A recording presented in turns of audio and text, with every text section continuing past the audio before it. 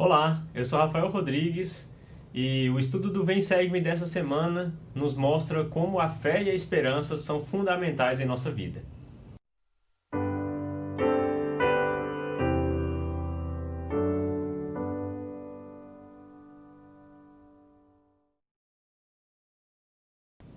Esta semana, dos dias 23 a 29 de novembro, temos como designação Éter capítulos 12 a 15. E o tema é: pela fé todas as coisas se cumprem. Aqui então temos palavras de Éter, que foi um profeta do povo jaredita, que encerrou os registros da história daquele povo. Então vamos ver nesses capítulos finais, com a grande colaboração de Moroni, como foi o final da existência daquele povo jaredita. Infelizmente aquele povo caiu em grande iniquidade, e depois, com as guerras e batalhas que foram travadas, eles acabaram sendo extinguidos. Então o que restou foram os registros que foram encontrados pelo rei Lime naquela ocasião da época do rei Mosias. Bom, aqui temos o manual nos incentivando bastante a aprender sobre esses dois princípios, que são a fé e a esperança, e com grande intensidade podemos estudá-los durante essa semana. São realmente princípios que andam juntos. Podemos incluir um dentro do conceito do outro. O manual nos incentiva a marcar todas as vezes que a palavra que a palavra fé aparece no versículo 12, no capítulo 12. E também a palavra esperança. E para que a gente possa entender o conceito e refletir sobre como é importante ter fé e ter esperança e trabalhar esses dois princípios em nossa vida, e com grandes bênçãos vem em consequência dessa nossa iniciativa. Bom, o que é a fé? Moroni diz que a fé são coisas que se esperam, mas não se veem. E que nós não devemos buscar as manifestações, os sinais, antes de exercermos fé. Bom, um outro incentivo é para ponderar quais são os frutos de uma vida repleta de fé.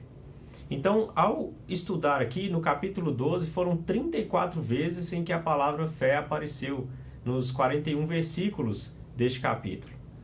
E, olhando cada vez que as situações apareciam e ponderando, podemos concluir por muitas coisas que vêm em decorrência de uma vida repleta de fé. Eu coloquei só algumas delas aqui, e à medida que formos analisando cada uma dessas consequências, podemos ver nos versículos listados qual foi a ocasião em que isso aconteceu. Bom, primeiramente eu coloquei aqui que uma vida repleta de fé traz para nós um testemunho firme. Moroni mesmo diz que o testemunho vem depois da prova de nossa fé. Portanto, se nós estivermos provando nossa fé constantemente, nosso testemunho também será firme e constante. E isso é muito importante. O presidente Nelson disse recentemente que nós não podemos resistir a tudo que vai vir por esses últimos tempos se não tivermos um testemunho firme, se nós não tivermos uma conversão duradoura. Não podemos andar pelo testemunho de outras pessoas. Precisamos ter o nosso próprio, que ele seja bem firme. Outra coisa que coloquei a respeito de uma vida repleta de fé é que os milagres serão constantes. Fica claro aqui que nós vamos ver os milagres e que os milagres só acontecem mediante a nossa fé. Então, se nós tivermos uma vida repleta de fé, também teremos uma vida repleta de milagres.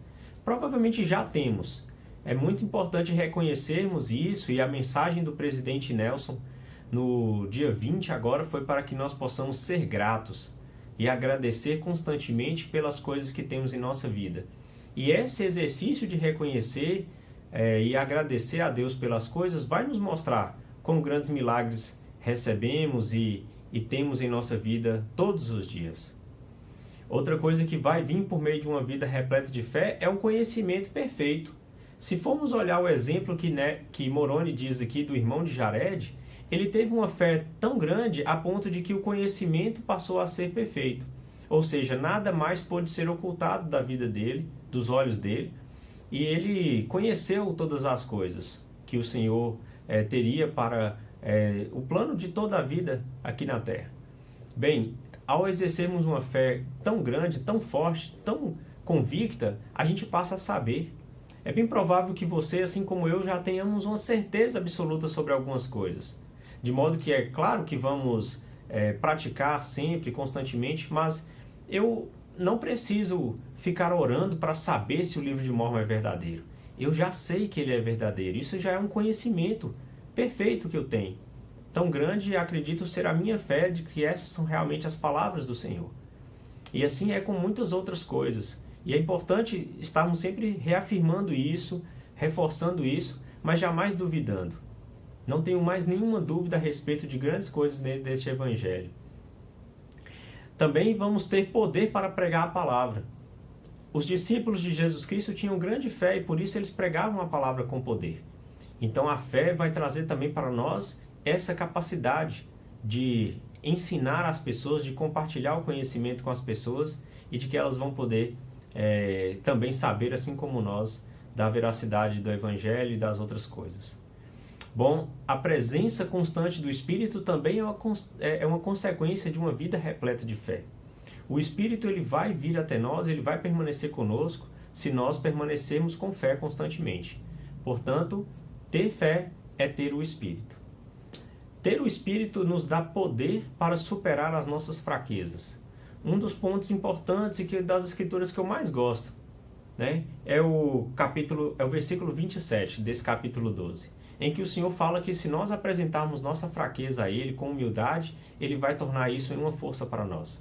Então, apresentar para o Senhor nossas fraquezas, acreditar que ao falar com o Senhor Ele vai responder nossas orações, é uma grande demonstração de fé. Portanto, se nós tivermos fé constantemente em nossa vida, nós também vamos ter poder, por meio da expiação de Cristo, para superar nossas fraquezas. A esperança é uma parceira da fé, tanto que se nós formos conceituar fé, podemos incluir esperança. E se nós formos definir o que é esperança, nós vamos ter que incluir a fé dentro. O manual Pregar meu Evangelho diz que a esperança é uma confiança duradoura de que o Senhor cumprirá as promessas que Ele nos fez. Então, o Senhor ele nos promete muitas coisas, e elas estão condicionadas a realizarmos a nossa parte nisso. Portanto, esperar significa confiar que vamos receber tudo aquilo que o Senhor espera se nós fizermos nossa parte. Eu gosto muito do que Moroni apresenta quando fala sobre uma esperança mais excelente. Ele diz o seguinte, capítulo 12, versículo 32. E também me lembro de que tu disseste haver preparado para o homem uma casa, sim, entre as mansões de teu pai, na qual o homem pode ter uma esperança mais excelente. Portanto, o homem deve ter esperança. Caso contrário, não poderá receber uma herança no lugar que tu preparaste. Então, eu gosto muito de pensar na condição, no contexto de Moroni nesse momento. Ele estava sozinho, ele não tinha mais família, amigos, ele não tinha mais para onde ir. Se nós lembrarmos do relato, ele ficava escondido, né? Ele ficava esperando a qualquer momento que ele pudesse ser encontrado e morto.